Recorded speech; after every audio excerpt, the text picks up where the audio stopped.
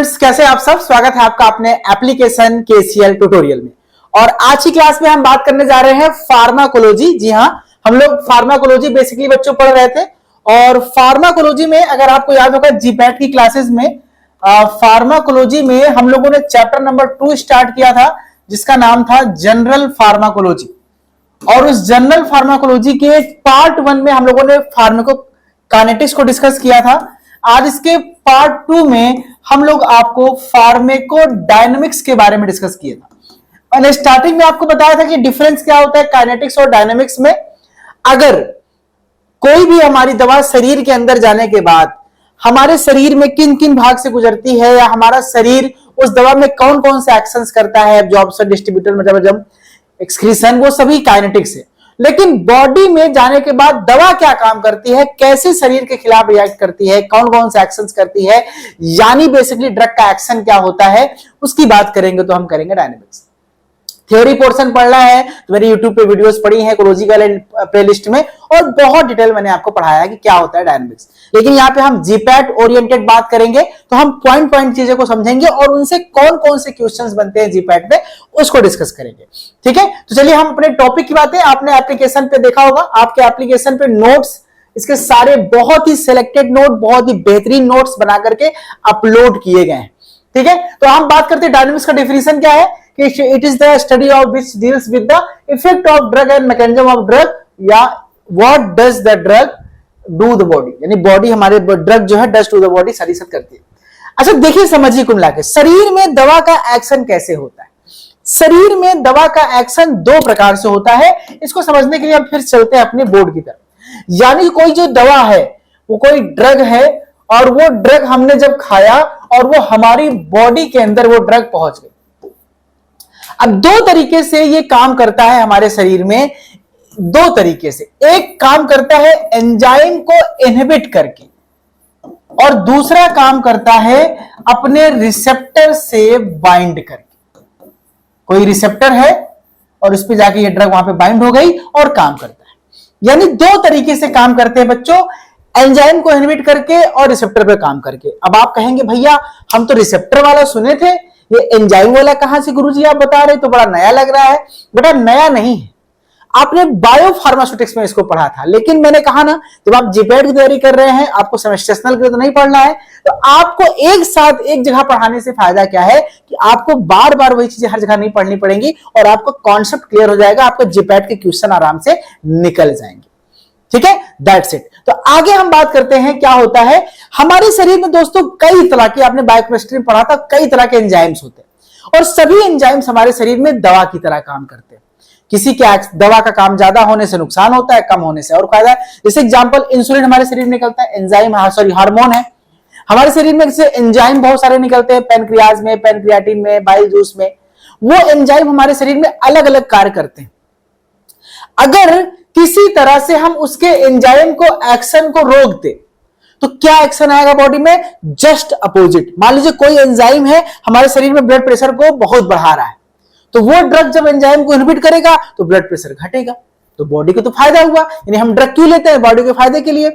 मान लीजिए कोई एंजाइम ऐसा था जिससे हमारे शरीर में हार्ट कंट्रैक्शन बहुत बढ़ गया था, हमें नॉर्मल करना था, हमने कोई दवाई दिया, उसने एंजाइम को इनहिबिट किया, हार्ट का रेट नॉर्मल हो गया। यानी एक तरीका तो यह है कि कोई भी ड्रग एंजाइम, जो एंजाइम पर्टिकुलर हमारे शरीर में एक्सेस हो रहा है, जो हमें बीमार कर रहा है, उसको कम करने के लिए हम अपने आप को, हम एंजाइम इनहिबिशन काम करता है। और दूसरा है रिसेप्टर, यानी ड्रग अपने पर्टिकुलर रिसेप्टर से जाके बाइंड करके अलग अलग एक्शंस देते हैं। इसमें से जीपैट क्वेश्चन जो बनते हैं मैं उस पर बात करता हूं। आते हैं अपने टॉपिक की तरफ। हम बात करेंगे दो तरीके से काम करते हैं। पहला है एंजाइम इनहिबिशन। एंजाइम इनहिबिशन दोस्तों तीन प्रकार के होते हैं, competitive inhibition, non competitive inhibition और अनकॉम्पिटिटिव इनहिबिशन। इन दोनों को समझेंगे बारी बारी से। और फिर रिसेप्टर्स जो होते हैं बॉडी में, चार तरह के बेसिकली रिसेप्टर्स होते हैं जिससे दवाइयां बाइंड करती हैं। पहला आप जानते हैं GPCR, very famous, G protein coupled receptor, LGIC receptor, ligand gated ionic channel receptor, enzyme linked receptor और न्यूक्लियर रिसेप्टर। यानी कुल चार तरह के रिसेप्टर्स होते हैं। इनसे कौन कौन से क्वेश्चंस बनते हैं वो आपको समझाऊंगा, कैसे काम करते हैं वो समझाऊंगा। लेकिन अभी क्लास में हम बात करने जाएंगे टॉपिक नंबर 1 कि एंजाइम इनहिबिशन क्या होता है और कैसे एंजाइम इनहिबिशन काम करता है। इसको करने के लिए दोस्तों आपको मैं एक फिगर यहां पे समझाना चाहूंगा। इस फिगर को बहुत ध्यान से समझिएगा और बहुत ध्यान से पढ़िएगा कि ये फिगर कैसे क्या काम कर रहा है। ये समझिए कि हमारे शरीर में ये जो एक एंजाइम है, और शरीर में एंजाइम ऑलरेडी होता है, ढेर सारे एंजाइम होते हैं। अब इस एंजाइम में ये दो साइड्स आप देख रहे हैं, एक साइड ये है मान लीजिए ए, और एक साइड क्या है ये बी, और दोनों को हम क्या बोलते हैं, एक्टिव साइड। एंजाइम के जिस साइड से कोई भी सबस्ट्रेट, अब सबस्ट्रेट क्या है, सबस्ट्रेट वो मॉलिक्यूल है जो हमारी बॉडी के अंदर पहले से पाए जाते हैं, या दवा के माध्यम से उसको बॉडी के अंदर हम डालते हैं।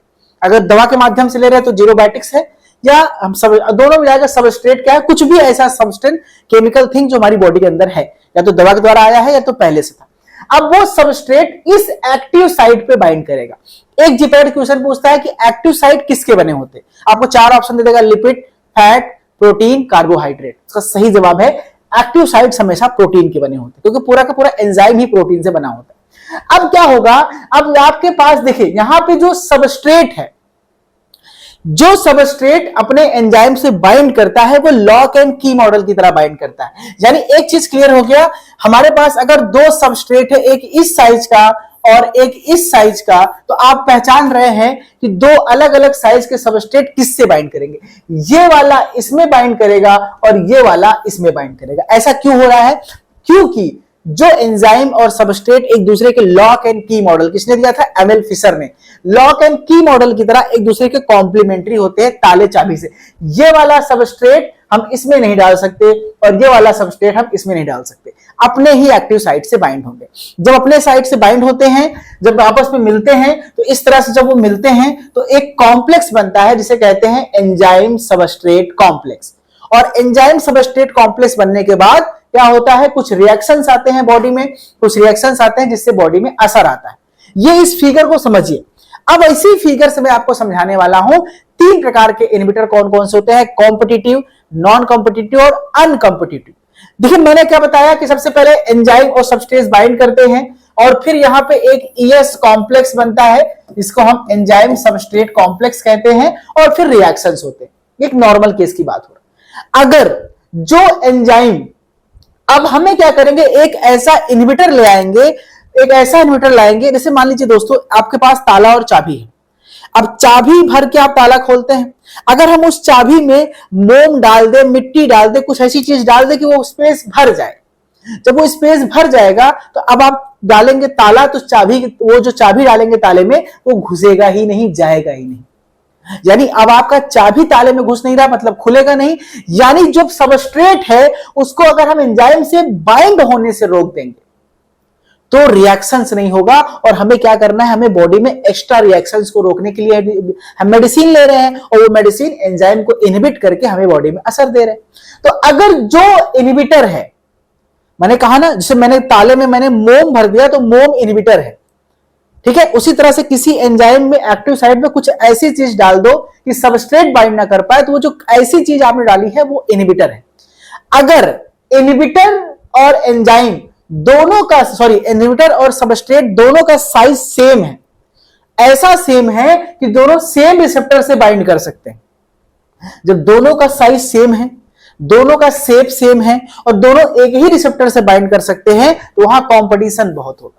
जैसे एग्जांपल के तौर पे कि आपकी कोई कॉलेज में एक लड़की है और एक लड़की जो है उसका एक कोई बॉयफ्रेंड है और दूसरा एक वो जस्ट फ्रेंड है। ऐसा होता है ना, ये लड़कियां बहुत आजकल नाटक करती हैं कि एक बॉयफ्रेंड होता है, एक फ्रेंड से थोड़ा सा ज्यादा होता है और बॉयफ्रेंड से थोड़ा सा कम होता है। ऐसा रिश्ता बना के चलती हैं आजकल भैया, फंसा उसा के।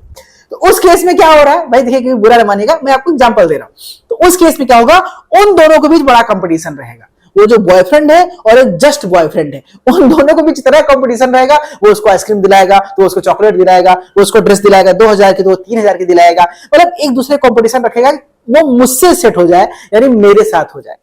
तो बताइए इतना इंटरेस्ट। उन दोनों के केस में बहुत सारा कंपटीशन रहेगा, और क्योंकि वो एक ही एक्टिव साइट पे दोनों जाना चाहते हैं, इसीलिए जब कभी भी सबस्ट्रेट और इनहिबिटर एक ही एक्टिव साइट पे बाइंड होना चाहे और दोनों का प्रॉपर्टी, शेप, साइज बिल्कुल सिमिलर हो, तो उस केस पे हम कहते हैं कॉम्पिटिटिव इनहिबिशन, क्योंकि सबस्ट्रेट और एंजाइम के बीच कॉम्पिटिशन है। दूसरा, अगर कभी सबस्ट्रेट और एंजाइम के बीच में अगर आपको मैं समझाऊं कि क्या होता है नॉन कॉम्पिटिटिव इनहिबिटर, कि जब सबस्ट्रेट और एंजाइम, सबस्ट्रेट और आपका जो इनहिबिटर है दोनों बिल्कुल अलग अलग हैं, लेकिन जैसे मान लीजिए कि कोई एक लड़की है, उसका एक दोस्त है, उसका बॉयफ्रेंड है, दोनों में बहुत प्यार, बहुत मोहब्बत है, और जो लड़का है बहुत सुंदर है, बहुत दोनों अच्छी जोड़ी लगती है, दोनों बहुत सुंदर सुंदर हैं, लेकिन लड़का जो है वो पढ़ा लिखा, उसके प्यार के चक्कर में नौकरी शौकरी नहीं पाया। लड़के वाले क्या किया, उसके घर वाले कोई सरकारी लड़की नौकरी का लड़का देखे, वो सुंदर सा नहीं था, अजीब सा था, मोटा सा था, अजीब सा था, सुंदर जोड़ी नहीं थी, लेकिन वो सरकारी नौकरी थी, घर वाले उसकी शादी कर दी सरकारी नौकरी वाले से। अब वो बेचारा जो बॉयफ्रेंड था सुंदर वाला, वो बैठा है मक्खी मारते हुए। इस केस में मैं क्या एग्जांपल दे रहा हूं, इस केस में मैं समझा रहा हूं कि इस केस में जो मान लीजिए कि ये एक्टिव साइट है, तो एक ये हो गया, एक हो गया हमारा सबस्ट्रेट, और ये हो गया हमारा इनहिबिटर। अब इनहिबिटर और सबस्ट्रेट का साइज वेरी कर रहा है, इनके साइज में कोई सिमिलरिटी नहीं है, लेकिन क्योंकि ये जाके बाइंड कर गया, अब इसके लिए यहां पे जगह नहीं बची, क्योंकि इनके बीच कोई कंपटीशन ही नहीं है। भाई ये बहुत सुंदर, ये सुंदर नहीं है, और इसके पास नौकरी नहीं है, सरकारी नौकरी वाला, तो इनके बीच कोई कंपटीशन ही नहीं है, लेकिन ये प्रभावी है, वो जाके बाइंड कर गया, अब सबस्ट्रेट बाइंड नहीं कर पाएगा। ये नॉन कॉम्पिटिटिव इनहिबिटर, यानी कि जब सबस्ट्रेट और इनहिबिटर के बीच में कोई कंपटीशन नहीं है, this is called non competitive inhibitor. तीसरा केस है अनकॉम्पिटिटिव, यानी कि इस बार एंजाइम और सबस्ट्रेट में कोई लोचा नहीं हो रहा है। जो एंजाइम सबस्ट्रेट कॉम्प्लेक्स बनता है, जब इसमें कोई प्रॉब्लम कर दिया जाए, कोई जो आपका इनहिबिटर है इस कॉम्प्लेक्स को बनने से रोक दे, या कॉम्प्लेक्स को रिएक्शन में कन्वर्ट होने से रोके, जब यहां पे काम करता है, उसे अनकॉम्पिटिटिव इनहिबिटर कहते हैं। चलिए बारी बारी से तीनों समझ लेते हैं हम लोग। आपकी जीपैड क्लासेस इसी तरह से इंटरेस्टिंग होनी चाहिए, और वो इंटरेस्टिंग मैं बना के रखूंगा। पहले हम बात करते हैं what is the competitive inhibitor. मैंने कहा ना, देखिए इसको फिगर में, ये एंजाइम है, ये सबस्ट्रेट और इनहिबिटर, दोनों का शेप आप देखिए, ये दोनों का अपने एक्टिव साइट से बाइंड कर सकते हैं, इनके बीच कंपटीशन होता है। इसमें से अगर सबस्ट्रेट बाइंड करेगा तो रिएक्शन होगा, लेकिन जब इनहिबिटर बाइंड कर जाएगा तो यहां पे एंजाइम इनहिबिटर कॉम्प्लेक्स बनेगा। जब एंजाइम इनहिबिटर कॉम्प्लेक्स बनेगा तो रिएक्शंस नहीं होंगे, यानी कोई भी प्रकार की जो दवाइयों का असर था वो खत्म हो जाएगा, साइड इफेक्ट्स खत्म हो जाएंगे, ये काम करते हैं। अब इसमें से हम कुछ एग्जांपल देख लेते हैं जो जीपैड के लिए पूछे गए हैं बायोफार्मास्यूटिक्स वगैरह में। जैसे कि इसमें Km बढ़ाने पर, Km क्या है, rate of kinetics. Rate kinetics क्या है कि इनहिबिटर का एंजाइम से बाइंड होने का जो रिएक्शन है, rate of reaction complex formation है, वो Km है, और Vmax है उसका जो असर है, उसका काइनेटिक्स है। Km बढ़ाने पर Vmax सेम रहता है। अभी मैं इसको सारा एक टेबल से समझा दूंगा आपको, बस वो टेबल रट लीजिएगा, क्वेश्चन उसमें से 2 क्वेश्चन आपके फंसेंगे ही फंसेंगे। बेसिकली एग्जांपल क्या है, कॉम्पिटिटिव इनहिबिटर का एग्जांपल है सल्फोनामाइड। सल्फोनामाइड आप ड्रग इस्तेमाल करेंगे, ये किसी रिसेप्टर से बाइंड नहीं करता है। सल्फोनामाइड ड्रग की सबसे खास बात क्या है, वो रिसेप्टर से बाइंड नहीं करता, वो एंटीबायोटिक की तरह काम करता है। वो क्या करता है, वो कॉम्पिटिटिव इनहिबिटर करता है। वो क्या करेगा, जो ड्रग है, एंजाइम है, जो कि एंजाइम, वो इसका स्ट्रक्चर और सल्फोनामाइड स्ट्रक्चर बिल्कुल सेम होता है। क्या करता है, ये एंजाइम के जाके सबस्ट्रेट से बाइंड करके कॉम्प्लेक्स बनाता है, और फिर एंजाइम को बाइंड होने नहीं देता है, और इस तरह से सल्फोनामाइड उस एंजाइम को इनहिबिट करता है। ठीक है, ये हो गया। बाकी इसमें कुछ इक्वेशंस हम समझेंगे बाद अभी टेबल के द्वारा। ठीक है, if the drug bind very strongly to active site, ठीक है, so that can not be displaced by the large substrate, यानी कि अगर कोई ड्रग जो इनहिबिटर है, अगर वो बहुत स्ट्रांगली जाकर एक्टिव साइट से जुड़ गया, उस केस में आपका जो सबस्ट्रेट है वो उसको बाद में भी अलग नहीं कर सकता। ठीक है, और it can result irreversible competitive inhibitor, यानी कि ये इरिवर्सिबल होते हैं, मतलब कि it can't result in irreversible competitive inhibitor, जो इरिवर्सिबल होते हैं। Km बढ़ाने पर Vm घटता है, ये मैं आपको समझाऊंगा किससे, ग्राफ के जरिए, वो ग्राफ टेबल के जरिए, इसको भी यहां छोड़िए। दूसरा है नॉन कॉम्पिटिटिव इनहिबिटर। मैंने कहा ना भैया, एक लड़का सुंदर हटीला मस्त, लेकिन एक दूसरा लड़का सरकारी नौकरी वाला आ गया, कोई कंपटीशन नहीं है, शेप अलग साइज अलग, लेकिन जैसे एग्जांपल समझिए। अब यहाँ पे ये जो ड्रग है, ये जो एक्टिव साइट है, इस एक्टिव साइट में ये शेप है एक्टिव साइट का, ये सबस्ट्रेट बाइंड कर रहा है, और जो इनहिबिटर है उसका देखिए साइज एकदम अलग है। देखिए सबस्ट्रेट का साइज देखिए और इनहिबिटर का साइज देखिए, दोनों के साइज में कितना अंतर है। ये देखिए, ये आपका इनहिबिटर का साइज है और ये सबस्ट्रेट का साइज, दोनों अलग अलग है, लेकिन क्योंकि इनहिबिटर जब इसको जाके यहाँ पे इंटर करेगा तो स्पेस को ऑक्यूपाई करेगा, तो आप सबस्ट्रेट बाइंड नहीं कर पाएगा। तो ये भी इनहिबिटर कर रहा है, लेकिन ये नॉन कॉम्पिटिटिव है। इसमें जानने वाली बात क्या है कि Km बड़ा सेम रहता है, Vmax इंक्रीज होता है इस रिएक्शन में। ठीक है, इसका एग्जांपल है साइनाइड। देखिए याद रखिएगा, कॉम्पिटिटिव इनहिबिटर का एग्जांपल है सल्फोनामाइड, नॉन कॉम्पिटिटिव का एग्जांपल है साइनाइड। इसमें it binds to the both enzyme as well as complex, ये एंजाइम के साथ भी और एएस कॉम्प्लेक्स का एंजाइम सबस्ट्रेट कॉम्प्लेक्स के साथ भी उसी एफिनिटी से बाइंड करता है और बाइंड करके रिएक्शन को रोक सकता है। Drug not have similar structure as the substrate, बताया ना इसमें सबस्ट्रेट की तरह कोई भी सिमिलर स्ट्रक्चर नहीं होता है, ये डिफरेंट साइड पे बाइंड करके इसे एलोस्टेरिक साइट भी कहते हैं। जैसे उसमें एक्टिव साइट था कि एक्टिव साइट से बाइंड करेगा, ये एक्टिव साइट के अलावा किसी और साइट पे भी बाइंड कर सकता है। यानी कि छोड़िए मैं कितना एग्जांपल दूं आपको कि जिस लड़की से आपका कॉलेज के टाइम पे प्यार मोहब्बत चल रहा था, जरूरी नहीं कि आपसे शादी कर ले, हो सकता है वो पढ़ाई लिखाई के अलावा वो ऑफिस में जाए तो वहां कोई उसको मिल जाए। और जो कॉलेज में दो बच्चों के साथ कंपटीशन चल रहा था ना, एक जस्ट बॉयफ्रेंड और बॉयफ्रेंड में हम करेंगे, वो दोनों से ना करके किसी ऑफिस वाले से कर ले, किसी सक्सेसफुल आदमी को देख के भाई, तो वो किसी और साइट से भी बाइंड कर सकता है। इसे एलोस्टेरिक साइट्स भी कहते हैं, एक्टिव साइट्स के अलावा। इनहिबिशन जो है उसको हम डोज बढ़ाकर भी इसको ओवरकम नहीं कर सकते। यानी हम सोचे कि बाद में दोनों जो मजनू थे खूब प्यार करें, खूब डोज बढ़ा दें तो वो फिर से हमारी तरफ वापस आए, इसके चांसेस ना के बराबर है भाई। उसके पास नौकरी है, वो सक्सेसफुल है। यानी कि इस तरह से देखा जाए तो ये नॉन इरिवर्सिबल होता है। बाकी वी मैक्स क्या बढ़ने से क्या होता है बताता हूं, एग्जाम्पल याद करिएगा। कार्बोनिक एनहाइड्रेज इनहिबिटर्स जो दवाइयां होती हैं वो सारी की सारी जो इरिवर्सिबल नॉन कॉम्पिटिटिव इनहिबिटर्स होते हैं। अब तीसरा मैंने कहा ना कि अनकॉम्पिटिटिव, इसके बीच कोई सबस्ट्रेट और एंजाइम के बीच कोई भी कंपटीशन नहीं होता है। एक्चुअल में ये ईएस कॉम्प्लेक्स जो एंजाइम सबस्ट्रेट कॉम्प्लेक्स होता है उस पर ब्रेक करके उस रिएक्शन को होने से रोक देता है। ठीक है, तो इस पे कभी ईएस कॉम्प्लेक्स बाइंड करता है, ये आपको याद रखना। अब मैं आपसे कहा ना जो ग्राफ याद करना है, जो टेबल याद करना है, वो टेबल समझिए। क्वेश्चंस इस टेबल से फंसेंगे आपके। पूरा थ्योरी समझने से बाद आप सिर्फ ये टेबल याद कर लीजिए। टेबल आप याद कर लेंगे, आपके मार्क्स फिक्स है। क्वेश्चन जब भी इससे पूछेगा इस टेबल से ही फंसेगा। अब देखिए कैसे। इनहिबिशन तीन प्रकार का, कॉम्पिटिटिव, नॉन कॉम्पिटिटिव और अनकॉम्पिटिटिव। कॉम्पिटिटिव में जो किससे बाइंड करता है, आपका जो इनहिबिटर है वो एंजाइम से बाइंड करता है, सिर्फ और सिर्फ एंजाइम से। उसके बाद Km की वैल्यू बढ़ती है, Vmax की वैल्यू में कोई परिवर्तन नहीं होता। एग्जांपल है फाइसोस्टिग्मिन, नियोस्टिग्मिन, ये याद रखना। तीन एग्जांपल दे रहा हूं, दो एग्जांपल वहां पर सल्फोनामाइड, सल्फोनामाइड, अब यहां पर दे रहा हूं फाइसोस्टिग्मिन, नियोस्टिग्मिन। फिर से रिपीट कर रहा हूं कि कॉम्पिटिटिव इनहिबिटर में ई केवल इनहिबिटर जो है केवल एंजाइम से बाइंड करता है, बाकी कॉम्प्लेक्स से बाइंड नहीं करता। मैंने कहा ना दो ऑप्शन है, या तो कॉम्प्लेक्स से बाइंड कर ले या एंजाइम से बाइंड कर ले। Km की वैल्यू बढ़ती है, Vmax की वैल्यू में कोई चेंज नहीं आता है। और यहां पे एग्जांपल है फाइसोस्टिग्मिन, नियोस्टिग्मिन। दूसरा है नॉन कॉम्पिटिटिव, ये एंजाइम से भी और ईएस कॉम्प्लेक्स से ही बाइंड कर सकता है। ठीक है, दोनों से बाइंड कर सकता है। इसमें Km की वैल्यू में चेंज नहीं होता, लेकिन Vmax की वैल्यू घटती है, याद रखना। Vmax की वैल्यू घटती है किसमें, नॉन कॉम्पिटिटिव में। और इसका एग्जांपल है साइनाइड। तीसरा है अनकॉम्पिटिटिव, ये केवल ईएस कॉम्प्लेक्स से बाइंड करता है, एंजाइम से बाइंड नहीं करता। इसमें Km की वैल्यू घटती है, Vmax की वैल्यू भी घटती है। और इसका एग्जांपल है लिथियम।